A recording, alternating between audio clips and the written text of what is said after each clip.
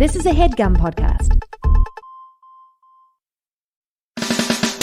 Celebrity Book Club. Steven, do you want to start by maybe talking about when you and Lily went to a music show in high school, like an indie rock show? Yeah, that would be really interesting if Lily actually invited me to a concert in high school. That would, yeah, I guess, no, you're right. Okay, so cool. So it's a fictional story. Awesome. Okay, so we're going to do some fictional role play about Lily actually inviting me to one of her cool indie rock concerts in high school that she thought that I wasn't cool enough to attend. Well, you literally said the music I listened to was for like creepy losers and like scary gutter punks. I literally you didn't even never want to said go. that. Yes, you did. You were just like, that's like, you listened for is like trash people. I never said you that. You actually did. No, I literally never said that. You were just like, oh no, Steven doesn't get it. And like, I'm going to cool things. We're thrashing around and wearing makeup and making out with boys. And like, Steven's my fun gay friend I go shopping with into Britney Spears concert. And I'm literally just your Ken Pavese and I'm just this absolute like stylist accessory, the handbagification of the gay friend. You are fully blocking out just like me. Do you want to get the diary? Do you want to get the diary? No, look, do you want to get the diary? Who's that knocking at the door? It's all your friends, you filthy whore. Your husband's gone and we got books and a bottle of wine to kill. It's Hollywood, it's books, it's gossip, I'm shook. It's memoirs, it's martinis, it's Studio 54, it's Fellini. 1, 2, 3, 4. Celebrity Book Club, can read it while it's hot. Celebrity Book Club, tell your secrets, we won't talk. Celebrity Book Club, no boys are allowed. Celebrity Book Club, say it loud and proud. Celebrity Book Club. Wow, what a dope-ass recreation of our theme song in the style of early 2000s indie lesbian rock. My jaw is truly dropped. Steven just made that single last night. Yeah, dude. So it's just fucking inspiration hit me. I went into the studio. Bam, it just poured out. You know, sometimes you lay down a track 45 minutes later, you're like, wow, I got a full 40-second hit out of that. You know what I mean? And that's the thing about songwriting, and we'll get into this because this week we're reading Tegan and Sara's book, High School. Some people, music just pours out of them. Songwriting pours out of them. I really related to this scene when, you know, Sara is first writing music. And she's like, no one ever taught me how to do it. I found my stepdad's guitar and I just started strumming. I just started copying what I saw Courtney Love do on television. And then I just started making up lyrics to it. And, you know, that same shit happens to me. I sit down, sure, I have, 10 years of classical piano formative training. classical piano, but absolutely formula. And I did get into Juilliard and decided not to go. No, get out. I did absolutely not apply to Juilliard. But I did used to compete at like piano competitions, and it was just like... Right. You've had a lot of formal piano training, and I'll say this, I had like not a lot of semi-formal guitar training, but I still feel like... How formal are we talking? I just had like guitar. Well, my math tutor did a half hour of math and then a half hour of guitar. Badass. Well, they say that music and numbers are deeply very tied. Similar. And then I took guitar lessons in high school, but I don't know. I feel like songwriting, like I play and I'm still kind of strumming, but songwriting doesn't pour out of me. Would he come to your house? My math tutor would, yeah. This is the guitar teacher as well. Yeah, he would do half math, half guitar. As you just described. As I said, so he'd come to my house and he'd bring his guitar and it was wicked fun. And then he'd teach me songs I wanted to learn. That's fun. And then that to me is quite informal. Yeah. Like, I would go to my piano teacher's house, which was completely insane and had all these, like, gilded, like, landscape paintings on the wall and so many fireplaces. And she, like, reeked of cigarettes that she would cover with, like, so much perfume. Well, that's, I feel like, classic piano teacher. They're, like, abusive and creepy. No, and they're so Charlotte My Van dad Plain. fired his piano teacher as a child. What? I know, it's just so I was born in a suit. So Pinky in the Brain? Yeah, you're fired. For what? Just like she was like abusive. I think she was just like, or was she so rapid on the fingers? Yeah, with I think ruler? she was so slapping the wrist. Sure. And like my sister had an angry Russian music teacher. Before we get ahead of ourselves, did we say what book we're reading? Sorry. So you did mention it, but I just want to make it clear. So the book is by Tegan and Sara, famous lesbian indie rock duo, and the book is called High School. And they are identical lesbian twins. From Calgary. That is Canada. What province is it in? British Columbia. No. Alberta. That's not a province. Is Alberta? I believe it's Alberta. Can we fact check that? I mean, I definitely realized Producer Meg, we cannot hear you. How little I know about. Beep, beep. Fact check. It is indeed Alberta. I was correct. right. Ding, ding, ding. Yeah, I don't know. Even though I had family friends from Toronto growing up. Sure. And that's kind of a lot of my Canadian knowledge. Experience. It's more Ontario focused. It's definitely Ontario Super focused. Ontario centered. And we actually do need to raise Albertan stories. No, we do, because in this, when they talk about going to Toronto, they're like so like small town and being like, it was loud and so much clanking was happening. Yeah, and like they're more Calgary chicas. So I was never a Tegan and Sara fan, I think because like I was a huge Ani DeFranco fan, and that I feel like precedes Tegan and Sara as like the ultimate lesbian music. And I think by the time Tegan and Sara became popular, I had like only room enough in me to have one lesbian artist that I liked, because I had so much like self-hating homophobia that I was like, okay, I'll allow myself to love Ani DeFranco, but the rest of the music I like is hardcore and like punk, and it's men and they're Irish and they're Catholic and they're like women. Right. And that's sort of what allowed you to explore your sexuality, was like, I will have this entryway into like female empowerment, which will be Ani DeFranco, but I'm not going to become this sort of like, mall consumerist, anything lesbian. That's who lesbian. Just, I'll pick up any put a CD. pride flag on and let me grab it. I'm not some... I was very plant. anti-pride flag. Yeah, absolutely. From the beginning. And I remember first day of high school, I went to, as I've said, a very alternative high school, Cameron School of Weston. Senior year, there was this gay guy running around, huge raver pants. Mm-hmm. And Tegan and Sara become ravers, so we'll talk about their kind of raver style. Huge raver pants, shirtless, bottle cap belt, pride flag suspenders. Horrifying. And I was like, I never want that style. And you never have donned suspenders. No, though I've wanted to wear like braces, like super thin suspenders before, yeah. but I think it's gonna look like clownish on me. I think that's that's a good note. Good note, Lil. You will look like a fucking clown. No, I mean, maybe after your top surge, like there's room for braces. Yes, I mean, as you know, I went through my phase of deciding I was punk and wearing braces, and like, which happened far into our friendship, which is funny. I know, it was like 11 years ago, and I was buying like those plaid pants from Trip NYC and being so braces and being like, I'm punk now because I've heard of one punk band, and like listening to. And you got Fred Perry's and you got braces. Yeah, I know. I was wearing Fred Perry's a lot, and I was also jealous at that point because I was like, I want to also buy so many Fred Perry's, but Fred Perry's are like $90 a polo. Yeah, and you were like, Lily, I'm punk now, and like came home with like 10 Fred Perry polos. After dropping just $2,000 at the Fred Perry store in Soho. One of the most punk things you can do. No, absolutely. So, I mean, first off in this book, I would have to say I was like, this whole book, I would say, is very different from the other memoirs we've read. It's like a full YA novel set in the 90s, like about coming out and coming of age. And like, it's a narrative. It's really not your typical celeb memoir. I just want to say, so, typically the celeb memoir is like their rise to fame and like starting from nowhere and then like moving to the big city and becoming famous. This is just about high school, and it's just like the very little like... It's very like Pen 15, like minute details. Extremely like, Pen 15 Club, and just about their like interpersonal relationships with their like little squad in high school in Calgary. And just like their parents being divorced and slamming the doors and being like, and then we went to Dad's house, just like, and then like I started to have a crush on Naomi. So you really just fall. There's a lot of fighting over the landline. Oh my God, a lot of fighting over the landline. A lot of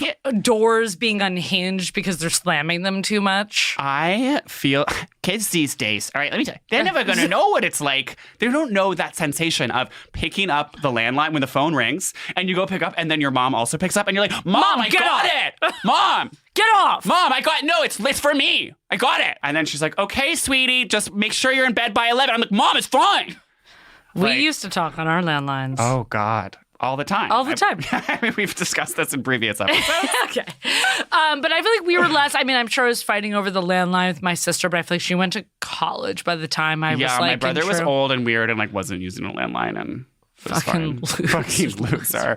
We were just Shout talking out. Around the clock. Yeah, constant ring-a-ling. You're a Sagittarius, I'm a Gemini, and we can just get to we're obsessed with talking. Chatting. We would watch the OC and then be silent during the show and then talk a commercial. You don't do that anymore. Now it's just you're always in your phone, scrolling, texting. Don't get it. So Tegan and Sara are very like I feel like our older siblings' age. They're like a little more Gen X. They're like 40, not to age us, but they're kind of like 6 years older than us. Maybe 7. 7, maybe 98, exactly. So they discovered music. They were just gifted a Smashing Pumpkins CD when it came out. Like, they were like 12 when Cobain died. So actually, they're a whole lot older. Yeah, they're Not that I said so much older than us. I mean, I don't know. So- They're the same absolute generation because we had the same experience of discovering music by buying CDs and putting them in our like 6 CD changer in our bedroom.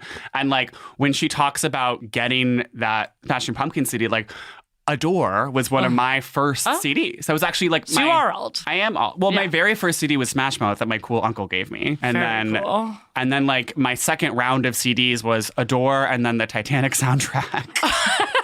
Wait, I was also a mix where, okay, the first CD I think I bought, or maybe it was the first tape, was like Salt and Pepper, Very Necessary. Okay. Very cool. But then also Old I got school. gifted like the Grease original Broadway soundtrack. Right. So kind of like two things where I'm like, hell yes, like rap chicks. But then it's like, you were also a faggot. Yeah, Just you like, were here's also like a 55-year-old gay man. Here's the Grease soundtrack and the Guys and Dolls soundtrack. And I was like, I also want TLC and... No, and CDs allowed you to explore those various interests, and you were kind of like stuck with what the CD gave you, sweetheart. Well, and I wonder and again, we're going to sound so old, but it's like truly reading this, relating so much where it's just like the music you listen to becomes your complete identity. Like to bring it back to my diary, I would just write down lists of bands. Like, I don't even think they were in an order of who's the best. I would just be like, Darkbuster, Dropkick Murphys, like Usher. And it's just like, okay.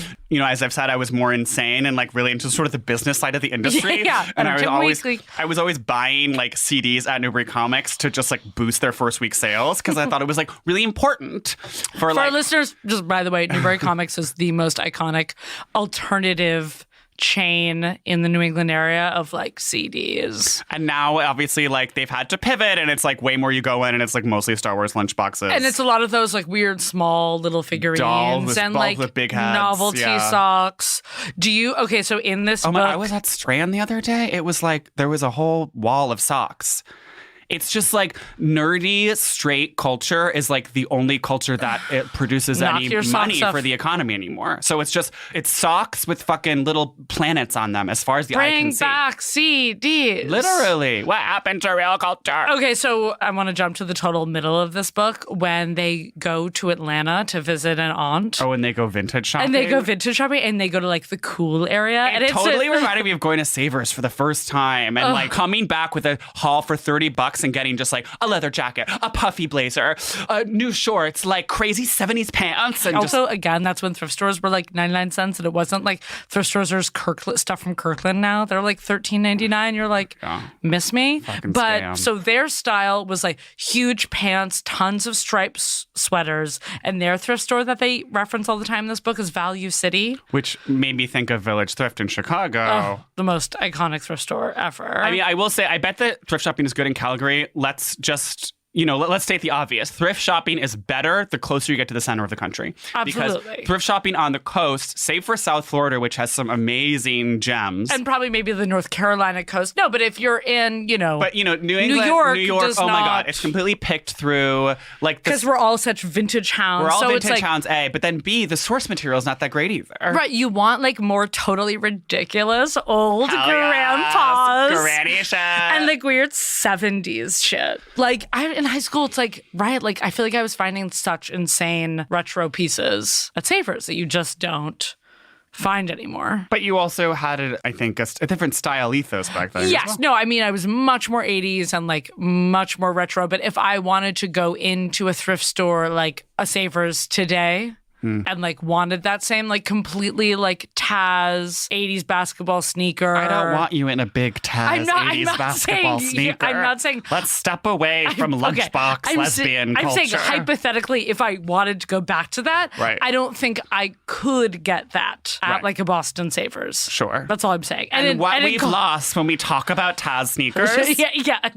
Well, and I remember when you visited me in Chicago, maybe this was me gatekeeping again, as you said, is like you were were at NYU, of course. So like you were just going to Zara and maybe some St. Mark's place. And I was like, I was going to APC. I was going to Mark by Mark. That's what I'm saying. You were like, actually shopping. Shopping with a capital S.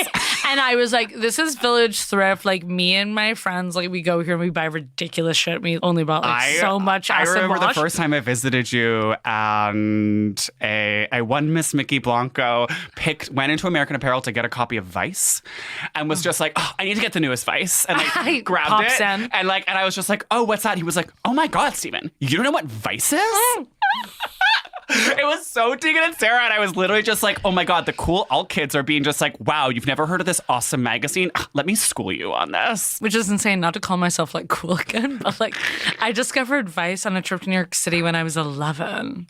All right. And I went to the West Village and I was like, what's this cool magazine? Here comes Patti Smith again.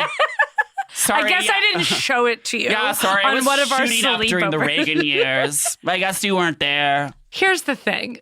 My main takeaway from this book is like, I'm so jealous because this whole book, they're constantly hooking up with like all their best friends. And not to brag, but I wasn't hooking up with anyone. No, same. I was just like, wow, I really like did not have a sexuality in high school. And I was like so closeted.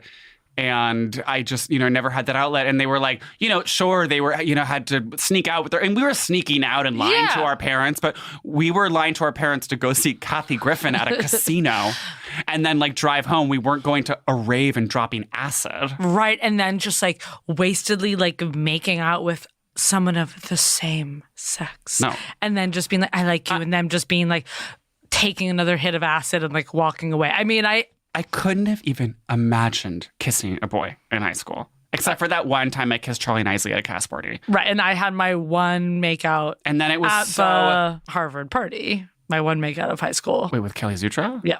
Wow. Yeah. It's my first kiss. Who now is a famous indie singer. So in a way, yes, I'm a small character in this book. It's more like Kelly writing this. We all are. I mean, I remember it was when I invited Charlie Nicely and a few other people over to my bedroom and we were like smoking weed in my bedroom. But I wasn't because I like didn't like weed. You were like, ew, that's what I'm saying. And I'd engineered the other girls in the room to leave so that I'd be left alone with this guy that I had made out with at this cast party for just like minute of a mancha or whatever. And then after we were alone, it was like maybe 15 seconds went by when he was just like, well, I gotta go. And then just like got up and left. I mean, that is so this book, though. Yeah. And I remember my heart was pounding. And I was like, oh, my God, it's going to happen. And like, we're going to be boyfriends now. And then it was just like, he's actually going to bounce.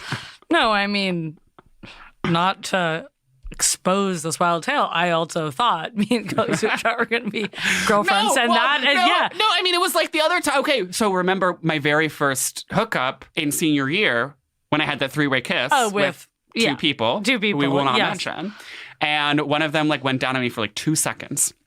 And I was like shaking. I was like, and he could tell I was so nervous that he just like stopped because I was just like so scared. I brought some gay guys from my cool high school to Steven's house. For like an 11-person party that was like a themed party. And I remember after that being like, okay, so we are dating now. Celebrity Book Club. One high school party they go to, which is the party you had where stuff got stolen. Like a friend is like, I'm going to host a New Year's Eve party because like to get popular. And they like, and they're like, don't do it. And then this girl's house gets so destroyed. Someone's shits in her washer dryer. There's like blood strewn all over this like 90s carpet, just like tire tracks in the house. This literally happened to me where there was this crystal ball at the end of the banister of the stairs in our house that someone stole. They also stole a like gilded mirror off the wall that just disappeared. And then it was like my parents like came home like the next day and it was like so messy and I had to be like, so I guess like I truly have no other excuse and I have to say that I had an insane rager and like stuff got stolen. And they were like so mad. And then this is so pathetic because I was being so like trying to be popular. And I remember on Monday morning at school when I walked into the assembly room, the whole school like applauded. Stop. No, they erupted in applause, and like all the like asshole, like creepy rapist, like senior guys were like clapping. We're for like, me. fuck We're yeah, like, fuck yeah, Steve. dude! Like hell yeah, like rager of the century. But then I had to like reach out through intermediaries, like to some of like asshole jocks to figure out like who stole the mirror, and then I like did awkwardly get the mirror back and the crystal ball. Oh yeah, back. they brought them back. No, they did, like in the school parking lot. It's like, okay, so you just like steal objets from like random other suburban homes just to like hold them for 3 days and then give them back. I mean, that's what being high school. It's being ultimately like super random. Yeah. Like I was always like stealing popcorn from the movie theater trash. And like, hello, we were always like stealing movie billboards. Like I would never disrespect a home and steal a mirror. Yeah, the mirror is weird because like, you're fully lit. It's like, hello, stealing a movie poster is a victimless crime. No, it's just like, and it's because they just throw them out of the movie theaters. I That's know. what's so infuriating.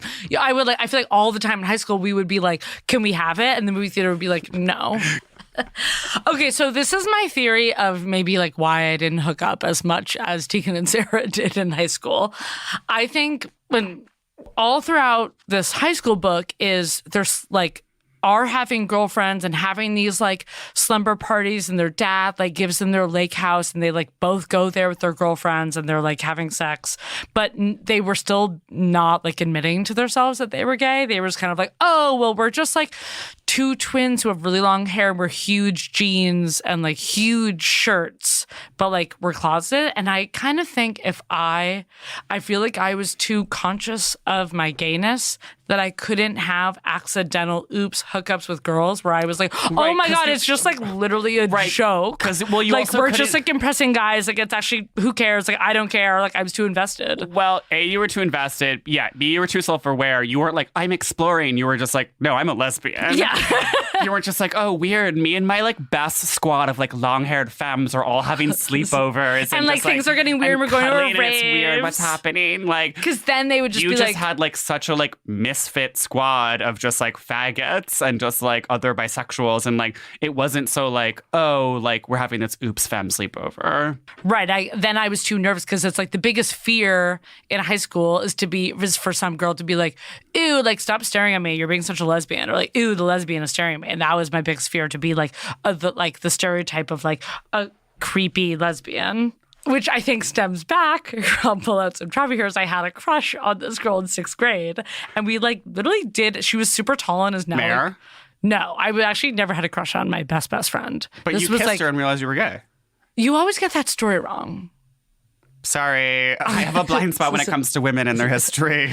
Okay, I realized I was gay when I was at the Blue Man Group with like my entire 6th grade class. And it was like, I think the Blue Man Group said to like kiss the person next to you, and this other girl kissed me or something in my class. And I was like... And you felt a jolt of And I felt electricity in your the loins. Blue Man Group electricity. And I was like, oh. And I think I had already seen the Savage Garden video that also made me gay, where I had a crush on the girl I from mean, it. I think Blue Man Group like makes people gay. Isn't it Canadian to begin with? I feel like... Probably. It's either Chicago or Canadian. The same thing. What's the difference? It's cold. Everyone's weird. Like my insane nanny who was friends with Marilyn Manson and had the floor to ceiling Tori Amos poster and went to Steps with the Dragons. Okay, which is very Tegan and Which Sara is so Tegan and Sara room. She took me to Blue Man Group for like the first time. And I remember just being like, I'm seeing things I've never seen before. I'm seeing toilet paper used in a way that is not the way that it's supposed to be. Like all of this is making me rethink the world. And like something in me unlocked. And I was just like, there is a future. Wait, it is so gay because one of my friends who is like the stage manager or was for Blue Man Group for like 2 years. Right. So proven. And Yeah. she's the one that like constructs all the putty and I mean, the toilet I think paper. most stage managers are Right, lesbians in generally a general. gay Like, job. no matter what the show is or the venue, like a lot of tech folk. Can I read you an erotic passage? Yes. Maybe this will bring up some memories. So Sarah of the twins, she starts dating one of their friends first, and Tegan like still thinks she's like straight and like likes the guy who likes Green Day, which again is very me and Alex Spark. Okay, I did want to ask who you identify with more. So Sarah is the younger one by 10 minutes, and maybe I'm projecting, but the whole book I kept thinking like Sarah's actually the smarter one, and she's kind of like more of an eloquent writer, and like I kind of identify with her more, and she's more like observant. But I think I was completely projecting because she's 10 minutes younger, and I'm the youngest sibling. Well, I do have to say I was more involved in Sarah's story because she was hooking up first in the book. So I was kind of like, can we get to the Sarah chapter to like get to more sex? Because you were horny. Because I was horny. And then Tegan Tegan is still just being like, shut up, Sarah, and like slamming a door and like dating the spiky hair guy, Spencer. Okay. Passage. So Sarah is dating Naomi before like Tegan's like sleeping with the girl. And Naomi, who I guess is still like their best friend, suggests like they write erotic fantasy notes to each other. And so this is Naomi's note to Sarah of her fantasy of what they do. And it's just so funny in high school. No one's home, so I invite you over. When you arrive, we decide that we're pretty hungry, so we order food. The pizza man says it'll probably take about 1 hour. While we wait, I start kissing your body all over, paying close attention to that place, in quotes. The doorbell rings, but neither one of us gets up because suddenly we aren't all that hungry for pizza. We both agree that a shower would feel great. In the shower, not surprisingly, we don't rest. We still go at it, making each other feel unbelievably good. I love how it's just like, they're never like saying, they're just like, and we're still making each other feel good. When we get out of the shower, we decide we're kind of hungry now, so we each have a piece of chocolate cake. We have it all over each other and then lick it off. Good cake, especially the icing. We return to my bedroom, still making each other feel wonderful. We fall asleep in each other's arms, naked. Okay, so the delivery guy has just been at the door. No, that's this why whole time. I'm like, I'm sorry. This Domino's, the Alberta. Sorry, this Alberta essential worker is just like sitting in the actual like -8 Celsius. And probably like you have to pay with cash. He's never gotten his pizza. Pre-contactless delivery. Cancel Tegan and Sara. Cancel Tegan and Sara. Two, it's also so just like high school where you're kind of like always like so hungry and blazed and just being like, it's ice cream and pizza and just like cake. The book is, the only food they mention is pizza in this book. I mean, it's like high school. I don't know. You're ordering, ordering years, pizza. Man. I was thinking back to like what you think is like going to be like sexy adult things you do is. Oh, of course you think that like covering food, each sex, other. Because you've seen like, what's Varsity Blues, where she covers herself in the whipped cream. You've seen like the ad for Varsity Blues, Christmas whipped cream. There's another movie where I feel like it's what's the movie with Meg Ryan where like that has the Goo Goo Dolls theme song. Yes. Where he's like watching her and it's like, what movie is that? Isn't there a scene where the guy she's fucking like puts chocolate syrup on his dick and like goes back to like whoa, she sucks it off? Well, you don't see the blowjob. So City of Angels. This might be completely the wrong movie. Okay, but there is a scene that I remember. But again, like that's something you think of where you're like, you don't have fantasies yet. So you're like, oh, fantasy is like sex plus another idea. And that would be food. And it's chocolate syrup, it's sushi, it's whipped cream, and we're constantly just like, licking foods off of each other. I've literally like never done this, like ever. With any relationship. I just remember a good friend of ours saying that he once put honey on his asshole for a guy. And the guy was like, Winnie the Pooh vibes. Don't ever do this again. Like, this was so weird. And it was like so sticky. And then they were all just like stuck in there and just like sticky. Like he surprised him with a little bit of honey. Wow. And then the guy like went down on him and was just like, oh, gross. Yeah. No thanks. Have you ever fooded? I'm trying to think. If I've like whipped creamed, maybe. Or maybe like a corned beef hash. Well, you know, I feel like you're right. I think it's like, oh, like gardeniera, meatloaf. No, I feel like maybe once I like whipped cream, but that's also is probably me like also thinking that that's something you should do. Yeah. And I mean, I'm very like, I don't like to eat in bed, crumbs in bed, ew, gross. Like, no, I'm not, trying to bring, I'm a messy eater, so I'm not trying to bring that in. I guess I could see myself if so like I'm with like my lover in Mexico City and like well, you're eating like succulent fruit, super fresh like street mangoes, but not just like. And then we cut this 3-layer supermarket cake, and I rub it all over you. No, and it's like the most Entenmann's Canadian cake. And then I feel bad for the girl Naomi because then she's like she gets this note and she's like loved it, and then obviously Sarah is still too nervous to write her fantasy note. She's probably is like, so my fantasy was what the stuff we already did. Well, no, her fantasy was being watched. Oh, her fantasy was like much more of an actual erotic fantasy. Yes, I forgot. And which is also, it's one, it's being watched, but also like being able to come out. Honesty. Honesty. There's a lot of in this book finding a lot of diaries, a lot of finding notes, a lot of leaving notes, and like other girls finding them. Yeah, I mean, the physical ephemera, right? And what we've lost with the transition to phones. Mm-hmm. But there's this scene in the book where her friend in class is like, yeah, remember that old upholstered chair you gave to me a year ago? Yeah. I found the sex note that you stuffed inside the cushion. And so now I know about you and Naomi. And it's like, what? Yeah, and it's like, what? Okay, so you're writing so many sex notes that you're stuffing them into random cushions and then giving the chairs to friends. And it's like already being so queer exchange, and she's giving herself this friend this old chair. That was so queer exchange, where it's just like, I have like 6 used glass dildos, and just like they have been washed and they are like water soluble, and like I will be willing to give you my sex swing for $30 your best offer, and it's like, and they're like lightly used, like CW warning, just like I've used this with an ex, like who was like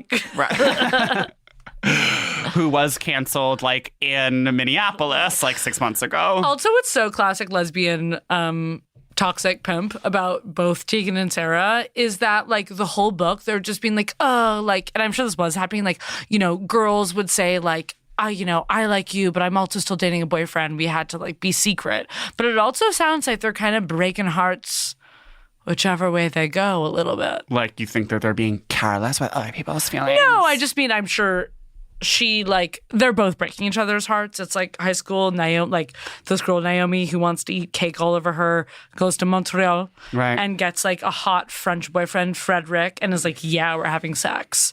And Sarah's like, I don't want to hear about it. And then she's like... Yeah, I mean, I thought it was very callous of Naomi to tell... No, I agree. But then... about the relationship. I mean, it was extremely callous. Let's say it. And obviously, on some level, you know, you do that to let the other person know that you do still care about them in this way. Because you, like, want evidence that they're going to be hurt by you. Because, like, you want to know that, like... They're going to be mad. They're going to be mad and that they care about you because you care about them. But it still feels mean and it still feels awful. Well, and she acted like they had no thing. Like, their thing was such this just, like, little girl relationship. Yeah. I mean, as you know, I'm pro-secret. I think everything should be kept from everyone at all times. And, like, you should really make sure that you are not hurting people's feelings. But then... Sara clearly was into their other friend, Naomi, that she ends up dating, who's like a total raver. Oh, wait, I want to... No, you mean Zoe, sorry. Yeah, Zoe. And sorry, she just a factor go. Yeah, and all the rooms that they describe are so amazing. It's just like, Zoe's room was different. It was a huge Bob Marley poster, tons of Bjork CDs. and this is your teenage years, you know? You are defined by the posters on your wall. Also, amazing scene in this book where they find the Murmurs CD at Target when they're like visiting some family member and they beg their stepdad to buy it for them. The Murmurs is Leisha Haley's band, Leisha Haley of Alice and the L-Word. And the stepdad is so epic and like sings along with them. And he's being like, yeah, like you suck, like in his truck. And he's such an ally. I mean, the parental support in this book is interesting. You know, it's like they listen in to them playing guitar and the parents are like, oh my God, that's amazing. Like, you guys are so talented. Like, you should record those. Like, they're super, super encouraging. And it is very like the whole time you're kind of just like, okay, I'm waiting for like the trauma. I'm waiting for something bad to happen. And it's kind of just like, okay, literally nothing bad ever happens. And you're just like...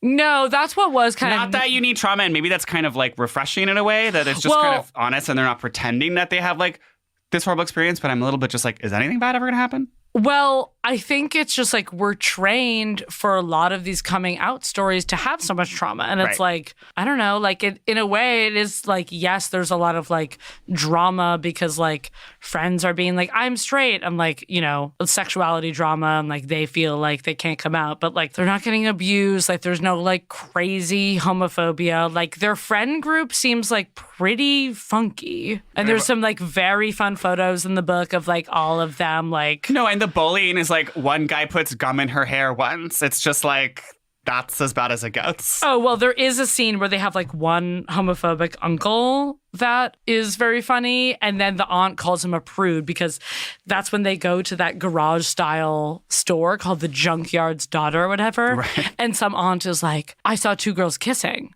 And then the uncle's like, what on earth are you taking my daughters like to see? And he gets so mad. And she was just like, stop being such a fucking loser. Yeah. And then Tegan and Sara both like do like burst out in tears. And they're just like screaming at him that he's being homophobic. I have this image stamped in my mind getting off of the Porter Square train station, which was my train station, and seeing these like two punk girls kiss. Fuck. Yeah, and they both had like those like wigs, either like wigs or bobs, like but that punk bob with like a brightly colored dyed hair. Mm-hmm. Anyway, and they kissed, and I was like, fuck. Can't wait to be that. And I thought I was going to be so colored Bob. And so, like, pink Bob and leather jacket. Happens in the queer community. Like, you come out and, like, you get a girlfriend, and it becomes Bob and suspenders. Yeah, I thought I was like, oh, okay, so I'm just going to be exactly that. And I'm also going to have, like, a girlfriend. Mostly, I just thought they were both hot. And I think in my mind, I thought I, too, was going to be, like, tiny leather jacket, pink Bob. Well, this kind of earlier, it kind of made me wonder, like, you know, how much of homosexuality is narcissism, right? And how much of that desire is driven by a desire to self-sexualize, right? How much is the autoerotic? Because you are... Okay, Foucault entered the building. Because you are attracted to, on some level, you are attracted to something that's more reflective of you as opposed to something that is more...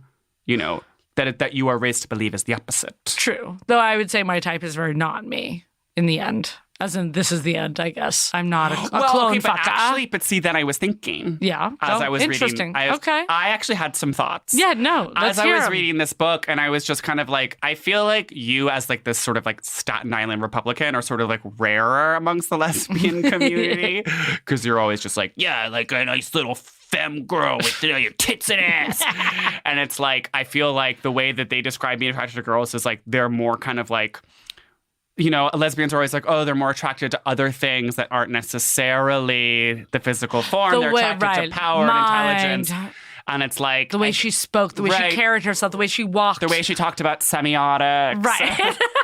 Whereas gay men, for example, I think are like, you know, are a little bit more... tend to be, at least in practice, maybe more superficial or more like they're attracted to what they are like. And they're like, oh, I want to look like this. And that's also what I'm attracted to. Though I think lesbians are like that too. They just like mask it, no pun intended, more with just like random emotional stuff. Right. And then that emotional play becomes actually gaslighting in and of itself. Exactly. Like I feel like, well, you know, each community has their own. From Calgary to Edmonton. Northern Calgary to British Columbia.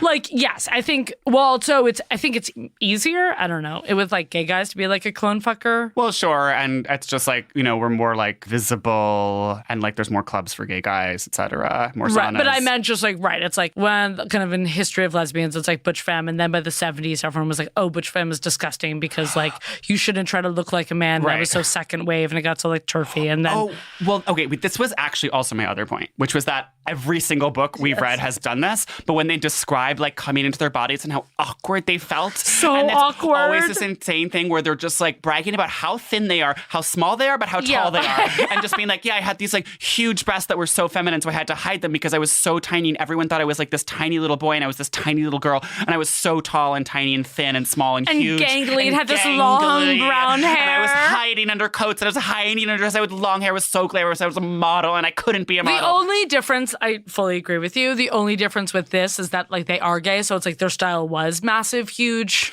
band t-shirts and huge jeans. Exactly. What's interesting is I do feel like that is, as they describe it, is like motivated by, you know, trying to avoid the male gaze and trying to like not be seen by men and not be like ogled by men or not be like, you know, seen as an object of desire by men. And I was like, oh, in this way, I feel like lesbians are not... Quokes. Wait, no. It's like lesbians are not attracted to the same thing that like straight men are attracted to in the way that gay men and straight women are attracted to the same thing. That's very true. Absolutely. Thank you. Well, yeah, amazing point. I do think maybe that's been said before. But it's like, you know what I mean? Because it's like straight girls and gay guys are both seeking the male gaze in this way, they're right? seeking the male gaze and they're also maybe like being like, oh, I want to look hot even in if this I'm like certain traumatized way. by the straight male gaze and by jocks and like by all the guys who stole my mirrors. This is also, I feel like when I got to college, like I didn't get that. I feel like I was still kind of like thinking, I don't know. I didn't get that, like, maybe you did it. I still was kind of, like, in BB&N mindset where I was like, you still have to be a size 0 and, like, didn't get that, like, other like girls I was asleep with like did not care. I mean, maybe some did. I'm just saying like I'm just saying you don't have to be for the vibe I'm putting out, like I didn't need to be a size 0. Right. But I also still and to this day like still feel insecure sometimes that I don't have that Shane totally androgynous like, you know, stick thin in a like queer way, whatever, of like, oh, I'm just like don't have this boy body. And I'm like trying to put my curvy Sicilian body into and you know, I think Chicago in many ways is very welcoming of like of all shapes. And that's why SAIC is a great destination for me. And I mean, talk about the reason I went to SAIC mostly is because I saw the most lesbians there that I did when visiting colleges. Wow. As compared to others. I was like, no lesbians at Mass Art. And I guess visited like Pratt, and then I like went to SAC, and I was like, saw a few. I'm gonna go here. And did you apply to RISD? I got waitlisted. Sorry, but you know what I learned? I think RISD was a little bit straighter. So yeah, I mean RISD reeks of heterosexuality, as far as I know. Although I mean, I know a lot of gay guys who went to RISD, but even though I still felt in college there was like my very good friend and listener of the pod, Lauren, but like I was always like, where are the lesbians? Like it took me a while to find them. Well, but then you did find them, and they're in Andersonville, and they're and they're all like old. They're old and they have cats. And they're renting out their basement to disabled cats. There was like one thing. It's like there was one alt like gay night. Oh wait, what was it called? Don't tell me. It's not Pieces. Close though. It has that same sound to it. Oh, it's so regional gay party, and it's called... Our Chicago fans we're losing them by the second. Oh my God, they're we running love for you, the Chicago. Door. No, it's called parts like... Oh, you're so close. Oh, no. Go back to Pieces. Pieces. The sis. Oh, shapes, faces. Faces is like another different, I feel like. That's a store in Northampton. Fuck. Oh. Fuck. I don't know it. Give me a hint. Chances. Ugh. Okay. Yeah. Anyway. I don't know. There's more gay stuff now, clearly. No, and now it's like I mean, if you are under 18, like you are fully poly and queer. Yeah. Everyone's bi. So this is like another section where I felt like Sara was kind of being a very observant writer. And I was like, oh, wow, I actually relate to that moment. And that's kind of an interesting... We're Sara stans over here. Yeah. Big Sara stans. So she's in this girl's bedroom that she has a crush on, that she's seen at a rave in downtown Calgary. Calorie. Wow, okay. Diet brain that she's seen in downtown Calgary and she like thought is hot, but like doesn't know how to talk to. Okay. Zoe's eyes drifted from my face, her attention slipping through my fingers. Was it possible to have a crush on someone when you were supposed to love someone else? Because she's like still in love with her other friend Naomi. Sitting underneath the window in Zoe's bedroom, I memorized each detail. She was tidy. It seemed she'd had the same bed since childhood. The wood was worn and scuffed at the corners. Her bookshelf was filled with Bob Marley and Bjork CDs. There was a single photograph of her at the dance competition on the wall near her bed. Her eyes were rubbed black with mascara, her frozen body in a sculptural pose. I tried not to stare for too long at anything and forced my eyes to move from object to object calmly. And I think that actually is quite a little beautiful moment that she describes there of like pretending that you're not like observing things like so harshly and kind of being like, yeah, I'm just hanging out in your room and I'm not just like studying this one photograph of you at a dance competition and like burning it into my memory. I feel like all of high school is like making sure you don't like look like you're noticing when you are noticing. Look like you're noticing. Because the biggest insult in high school was you have way too much time on your hands. Oh my God, so true. And that's like the worst, along with being called like, ew, lesbian staring at me. If you were like really interested in something or like said something too detailed, someone could just be like, oh, whoa, you have like way too much time on your hands. Yeah. And it's like, and you're like, oh my God, no, I'm like the hugest. Caring is like actually like only for losers. Yeah, everyone has to act like you just don't care, like whatever. And it also kind of, I related to, I guess, Zoe in this because I was like, oh, like I've been in a piano competition. Then I was like, why are there no photos of me at piano competitions? It's just like, why wasn't I proud of that part of my life? And why did I try to hide it? Why did you? I mean, I didn't really ever like win a competition or anything. So you didn't have the trophies up. I wasn't horse girl with so many ribbons. AKA my sister, who had like all of her horse ribbons. My mother, I think, still has a horse. I mean, horse girls, they be keeping the ribbons. My mom has a box of her like 1960s horse ribbons. A horse girl isn't something you grow out of. No. I also just want to talk before we go to the segments about like their lyrics that are like so insane and just like all so like get out of my room. Yeah, it was just like, she wasn't at school today. I'm mad at her. When are you coming home? Don't talk to me. Don't talk to me. Fuck you. It's like, okay. Now that I remember it, of course, we'll pull out my diary one time for this pod, but I had so many song lyrics. And they never made it. They never made it. I mean, now maybe I should put them to music. I had a song that it was trying to be so punk. And like that was called Mr. Politician's Son.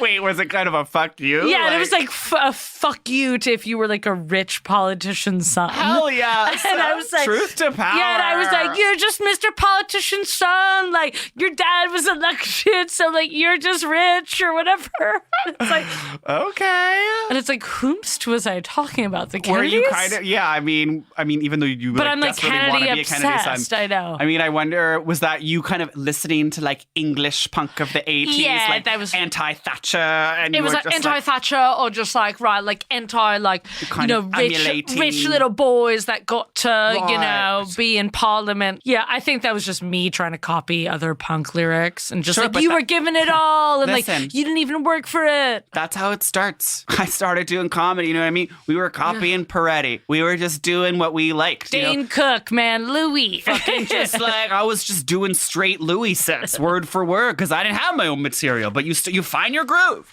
It's just like how Tegan and Sara were copying the hand movements they saw Kurt and Courtney doing on music, whatever the like Canadian MTV they keep referring to, like Music Minute or something. CM2 were like, yeah. But then their lyrics did get so, I was like, oh my God, I can't believe you're exposing like how raw, because it would just be like them like, I look at you like you don't want me, but then behind closed doors, like you kiss me. Like I feel like it was really putting all of their like sexy girl on girl stuff on blast. I'm just saying that takes bravery. No, it takes a lot of bravery to come out and reference sex between two women.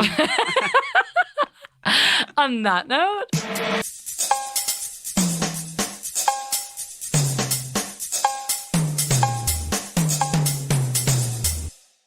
thanks for coming to Garage Wars. Up next is a local band, The Segments. And next up on KCRW, it's the all-new punk band coming out of the underground, The Segments. How does she live? What does she wear? Where does she go?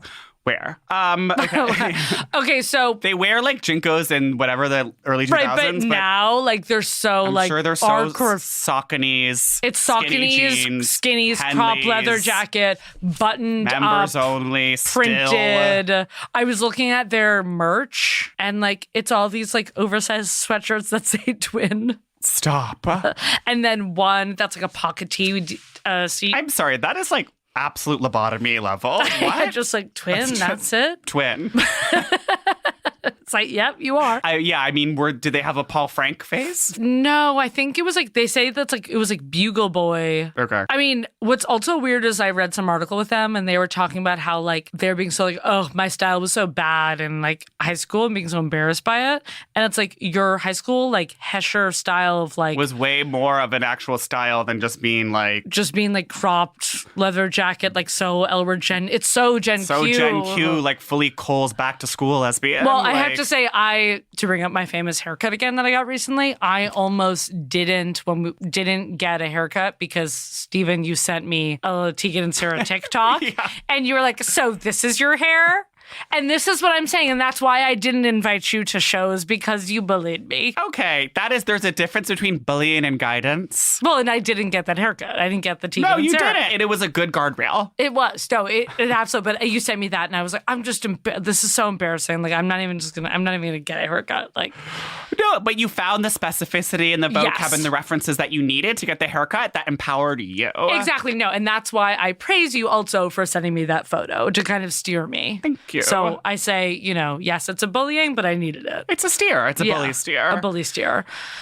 What do they eat? I mean, now I just bet they're like so juice and like vegan, like, but like also making you know, like I'm sure I'm going to get accused of regionalism again, like by our fan base. But like, I don't just feel like Canada is not a country where the people are really that into food. Well, but now they're like famous and like rock stars. So I just don't think that like Canadians tend to grow up. I mean, even like what grew up in Montreal, you're like, I love poutine. It's like cool. Like black seed bagels, but they're not Montrealian. Yeah, they're not Montrealian. They're all Yeah, it's mostly they're talking about like, yeah, I mean, in the book, they eat like chicken nuggets, sardines, and like pizza. And now, I mean, they are like pretty thin. I feel like they're like going to just like they're going to a brewery, healthy... a microbrewery with other lesbians, and they're having 3 sliders in their fall. Yeah, done. And then at home, it's like a fun salad. And I think like when they are in a relationship, they're making a complex Indian meal. Yes. Once. Yep.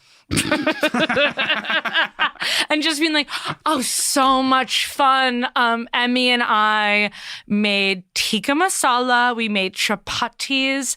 And someone's like, oh, how do they live? How do they live? I mean, I watched some of their TikToks. It seems like kind of like ski. It's like, I don't want to say ski condo, but it is this Canadian. I'm getting this Canadian vibe where it's like, it's minimalist. It's huge sectional, but like there's a lot.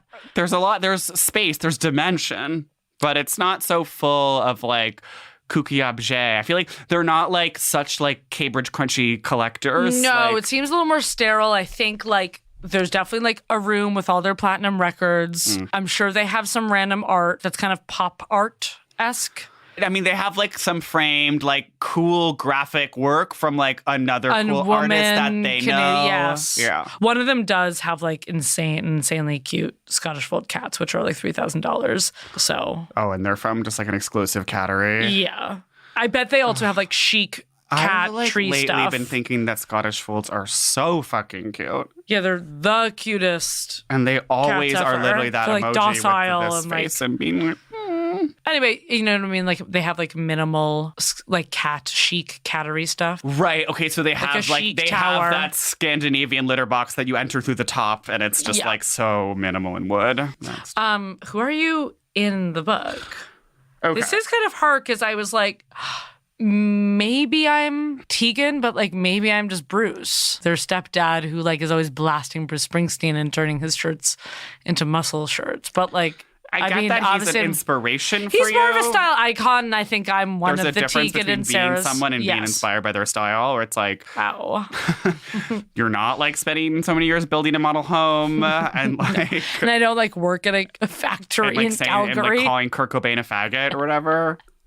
Yeah, I mean, I kind of feel like you're Tegan in some ways, but I guess you weren't fake dating a guy. No, so maybe I'm more Sarah. But Sarah, they both fake dated a guy. I guess I mean, you do honestly, like in some ways, like your middle school self does look like them. Like, yeah, I know. That's why I'm like, I'm this both like long brunette hair. And they're in like a big, like funky tee or like a middle tee, and then they do a choker necklace. So, I mean, I think I'm a mix of them. Like, I don't think I was as get out of my room, but okay, no, I actually think I'm Sarah. I think I'm Sarah because I feel like she was earlier knowing she was gay and like having so many crushes. Yes, done. And she is so writing notes and you were so keeping a crazy diary. Right, and I'm stuffing them in chairs and I was always like having them on loose paper. And you were like forgetting where you left your paper and I'm still finding random notebooks of yours in like random corners. Like you are a mad scrawler.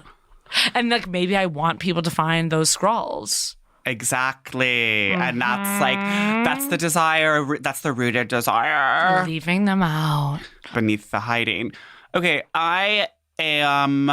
I mean, I kind of think you're Naomi. Oh my God, thank you. Yeah. Wait, of course I'm. Yeah, hello, you go to Montreal. I'm so studying abroad. I'm going to Montreal. I mean, like, actually, I have a boyfriend. And you're like sending photos and being like, yeah, we like slept together. Can we say? But you're also like, she's always like, Naomi was so good at studying and articulate, and like, you are a nerd, and like, you did get A's, and like, you know what I mean? Like, I feel like, and I'm so SATs. And Naomi was always like mad at her when she did drugs, which was so you in high school. Also so me, and I was actually freaking out at all of my friends being just like, you are going to be unemployed. Stop smoking weed. It's disgusting. Favorite quote of Stephen ever when I smoked weed with his brother. We were in high school, and Stephen goes, "You basement living, girlfriend not having loser." So I was pretty cringe in those days, I guess like we're hooking up.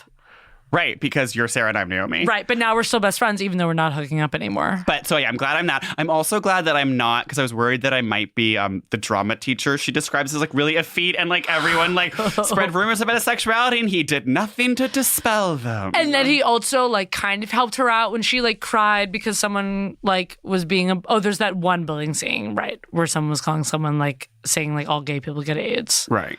And he was like kind of comforting them, but he was protecting himself. No, you're not that quiet gay drama teacher. Thank you. Yeah. You're the like girl beyond. Because didn't also Naomi like put the moves on Sarah first? She did. Yeah. When they were in bed. Little aggressor. Yeah. Maybe I do make the move. Yeah. But sometimes I'm like coy and I don't. Well, then you're not. Maybe then I'm so biting a lip and like making him make the move. That's my whole thing, is leaning like forward but away. That's my move. And then I'm like, wait, like, fuck, like, I love Naomi, but like, why am I so into this raver? Right. And you're leaving me for this like shaved head raver. Things that'll never happen.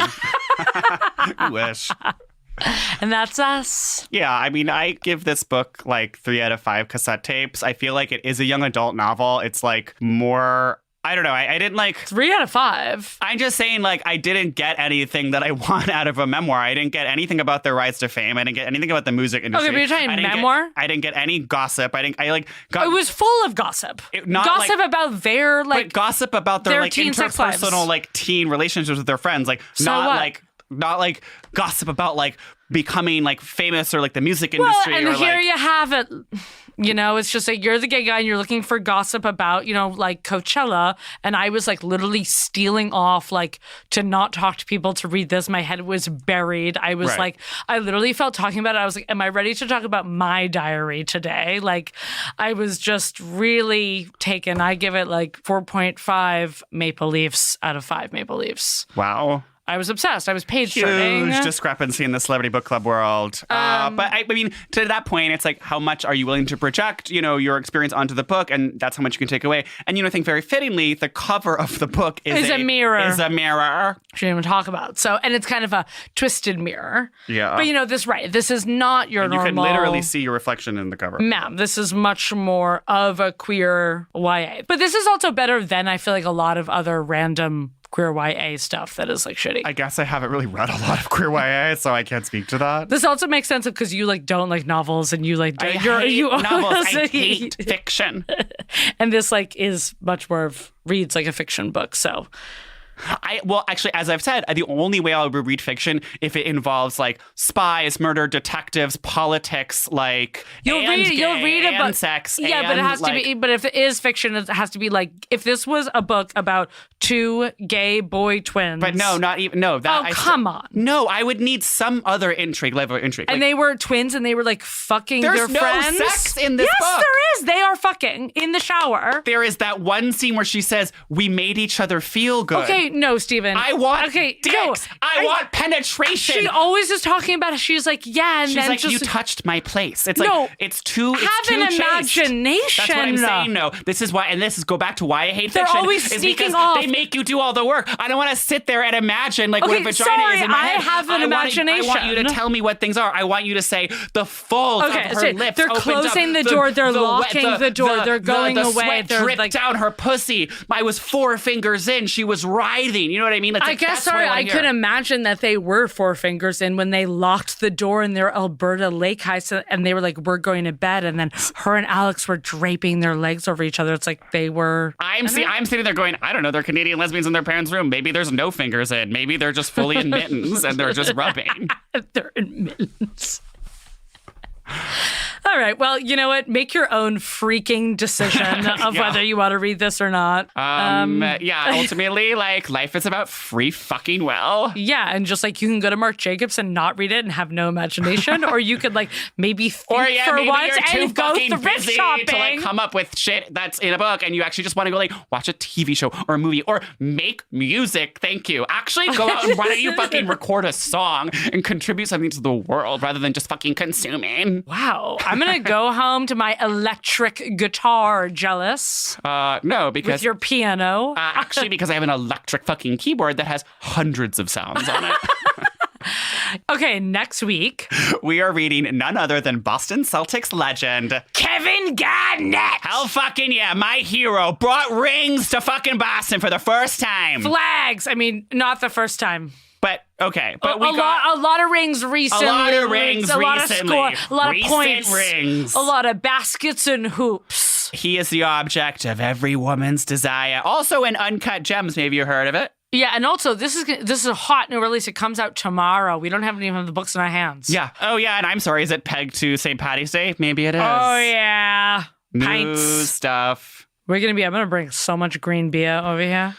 Oh, remember that St. Paddy's Day we went to that weird political brunch at like 9 a.m. and got so wasted? Save that for... Okay. Save that. Okay, best friend. Amazing time. Amazing time. See you in Toronto. Yep. Best. I have a show. Bye, best.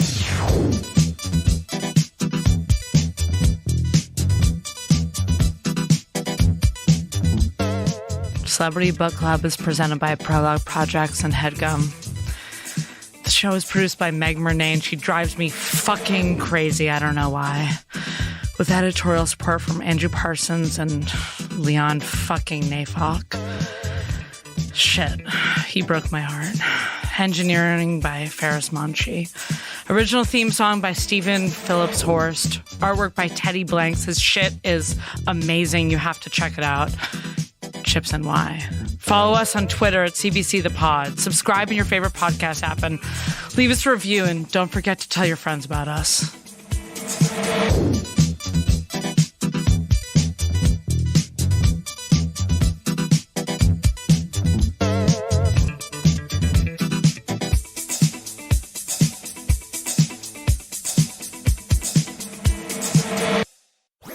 That was a HeadGum podcast.